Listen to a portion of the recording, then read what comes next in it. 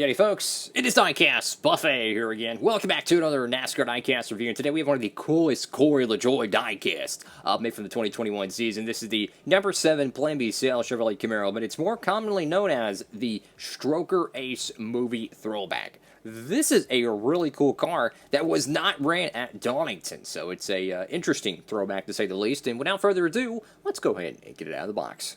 Alrighty folks, right out of the good old box and check out this diecast. Of course, this diecast review is brought to you by our friends over there at Circlebdiecast, where I got this car from. And if you want to save on shipping and you want to help out the channel as well, make sure to check out that promo code down below. Use code Diecastbuffet over there at Circlebdiecast for any orders $30 or more, and you'll save on shipping. So let's go ahead and dive into this.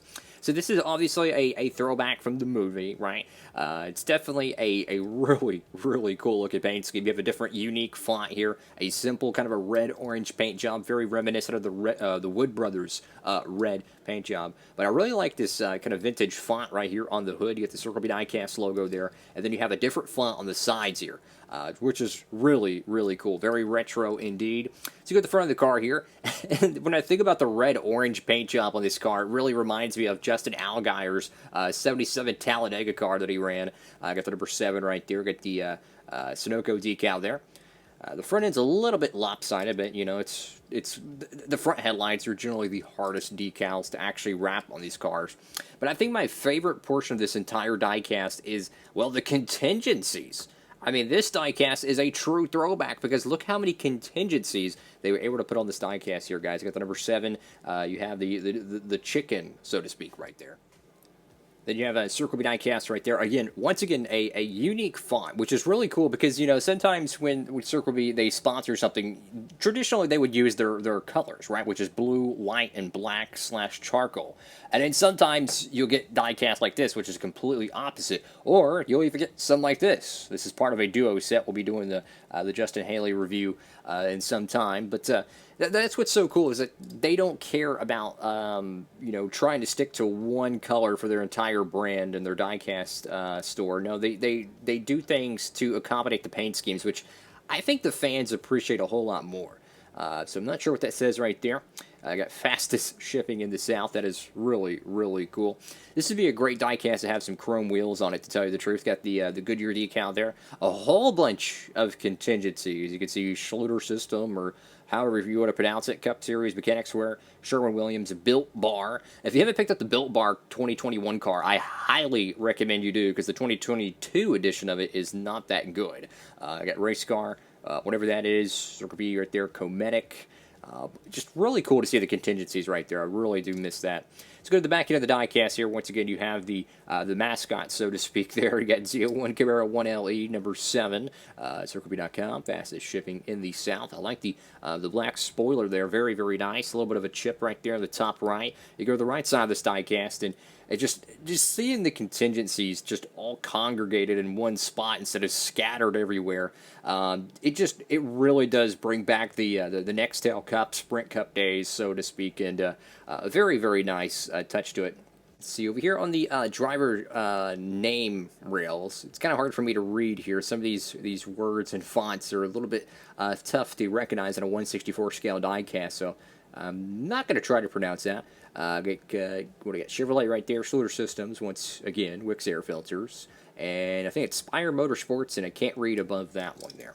Let's go to the number 7 on the roof. I actually like this font, and truth be told, I would not be against having this font every week, because if you ask me, yeah, I like the OG Spire Motorsports font, but just something about that 7 font's pretty cool. It's a little retro, a little modern to it.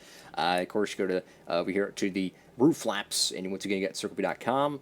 Corey Lajoie right there in the back window, and nothing on the deck light itself. This is a really, really cool paint scheme. It's simple, yes. This was ran at Kansas in 2021. This was not ran at Donington.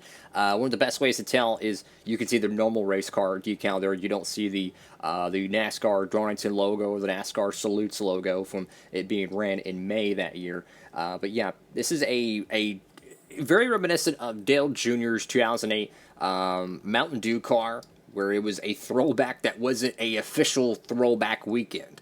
Granted, he ran that at Donington, I believe, but it was still a throwback nonetheless. And this one being ran, of course, at Kansas. I think it's cool.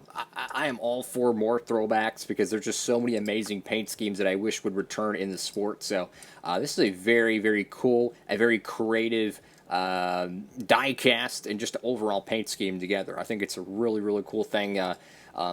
Circle B does a lot of amazing paint schemes. I mean, think about it. I got two more right here. I'm going to show you. I mean, they're willing to do whatever it takes to get paint schemes made. And I love that. You know, we get all these Truck Series diecasts that would never, and I mean never, would ever get produced if they didn't sponsor them. And I remember watching OBB's video, and he said it best. We're kind of spoiled when it comes to Circle B, when it comes to all the diecasts we get. I mean, how many truck releases we get every year that they sponsor? That is because they help get so many diecasts made, which is great for the diecast community, the collectors, everybody. And I don't think we all kind of recognize that enough. Because if without all this, the Circle B sponsored trucks, I would argue that we wouldn't get next to none made every year. So that's something to kind of stew on a little bit. But nonetheless, what do y'all think about this diecast? An awesome looking throwback. I like the bright red, orange kind of paint job that shines in the studio light. So it's a very cool diecast. Make sure to pick up yours today and have a great one, everybody. Diecastbuffet, signing off.